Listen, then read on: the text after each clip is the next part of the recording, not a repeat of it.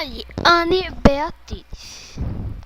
Eu vou ensinar hoje a todos vocês como pegar um gatinho no Minecraft. Epa, não gosto muito.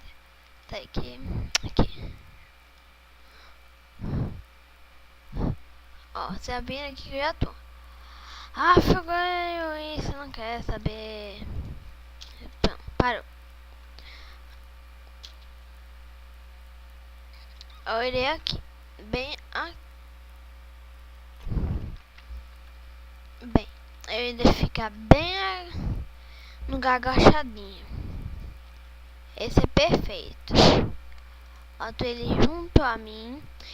E assim, você pega a tecla Shift e só use uma vez. Pega o peixe cru e dê logo pro bicho, quando ele estiver se aproximando com os ombros se mexendo.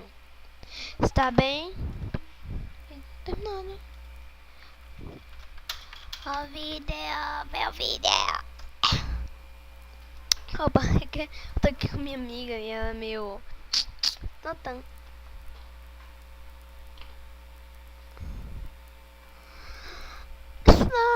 Slow. Desculpa que eu tô falando com minha amiga. Aí, pronto, botei aqui. Ah, essa fica vendo que eu tô aqui. Vou botar aqui. Bom, vamos logo entrar. Caso que tá um saco. Ó.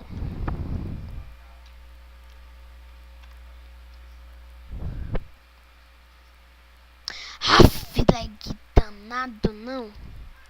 Ó, é pronto.